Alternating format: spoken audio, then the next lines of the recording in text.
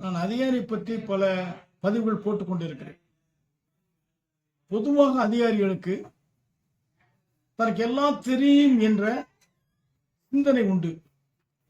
நம் கோஷங்களில் கூட நாம் போடுகிற பொழுது அண்டாமூல அதிகாரியே என்று கோஷம் போடுவது வழக்கம்.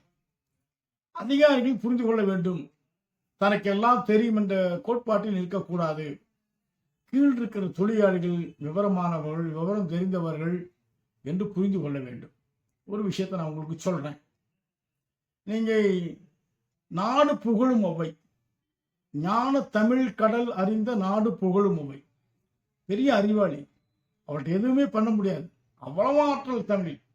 அப்படிப்பட்ட அவை வெயிலில் நடந்து வருகிற பொழுது நாவல் பழத்தின் மீது, நவாப்பழத்தின் மரத்தின் மீது ஒரு மாடு மேய்க்கிற பையன் மேலே நின்று கொண்டு நவாப்பழங்களை சாப்பிட்டு கொண்டு இருந்தான். அவ்வை அந்த பையனை பார்த்து, அது வெயில்ல வந்த களைப்பா இருக்கு, கொஞ்சம் பழம் கொடு என்று கேட்டான். ஆடு மேய்ப்பவன் மேலே சாப்பிட்டு கொண்டிருக்கிறான். அவன் சொன்னான் அவ்வையை பார்த்து, சுட்ட பழம் வேண்டுமா, சுடாத பழம் வேண்டுமா, இட்டமுள்ள கனியை பாட்டி எம்பு என கேட்டான். கூறிய அம்மொழியால் குழப்பம் எய்தியப்பால் தேறி அவளுமப்பால் சுட்ட தீங்கனி தாய் என்றாள். மெத்த பழுத்துளைந்து கருத்து வெடித்த கனியாக 10-15 ஒன்றாக பறித்து மண்ணிலிட்டான். ஒட்டிய மண்ணிங்க கனி எடுத்து ஊதி நிற்கையிலே சுட்ட கனி இது என்று சிறுவன் சொன்னான். சொல்வதற்கு அர்த்தம் என்ன? அவ்வை மிகப்பெரிய அறிவாளி. ஆனால் ஆடு மேய்ப்பவன் ரொம்ப சிம்பிளா சொன்னான். பாட்டி சுட்ட பழம் வேண்டுமா, சுடாத பழம் வேண்டுமான்னு கேள்வி கேட்டு பாட்டியை தகைக்க வச்சான். அதனாலதான் போய் அதிகமாட்ட சொன்னான், என்னை ஒரு சாதாரண ஆடு மேய்ப்பவன் என்னை மடக்கி விட்டான் என்று சொன்னான். நான் அந்த விஷயத்தை சொல்வதற்கு அர்த்தம் என்ன? கீழ் இருக்கக்கூடியவர்கள் அறிவில் சேர்ந்தவர்கள், திறமையானவர்கள் என்பதை புரிந்து கொள்ள வேண்டிய அவசியம் இருக்காது. இதை ஒட்டித்தான் இன்னொரு உங்களுக்கு ஒரு விஷயம் சொல்லுகிறேன். கம்பன் வீட்டு கட்டுத்தெரியும் கவிபாடும் என்று உண்டு. என்ன, கம்பன்கிட்ட போய் எதிராளி ஆனான்னு சொன்னா அக்கன் அவன் எழுதிடுவான். அவன்கிட்ட யாரும் ஒன்றும் பண்ண முடியாது. இன்னைக்கு அதனாலதான் அவ்வளவு திறமையான கம்பன், அவனை கண்டா எல்லாம் பயப்படுவாங்க. ஆனால் அவன் ஒரு நாள் வெளியே போய், நீங்க காட்டுக்குள்ள காலை நேரம் காலை கடனை முடிப்பதற்கு உட்கார்ந்திருக்கிற பொழுது ஏற்றம் இருப்பவன் ஒரு பாடலை பாடினான்.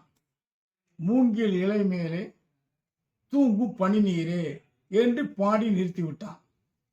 கம்பனுக்கு அடுத்த அடி போட முடியல. கம்பன் கைதே இருந்தால் அவனால் அடுத்த அடி என்ன போட வேண்டும், முடிக்க வேண்டும், அவனால் முடியும். ஆனால் முடியவில்லை. கம்பன் திகைச்சு போறான். அடுத்த அடி என்ன, அடுத்த அடி என்ன என்று சொல்லி தினமும் போய் இருக்கிறான். அவன் ஒரு வாரமா வரல. ஒரு வாரம் கழிச்சு வந்த பிறகு அந்த விவசாயி ஏற்றமறிப்பவன் அவன் பழையபடி பாடினான்.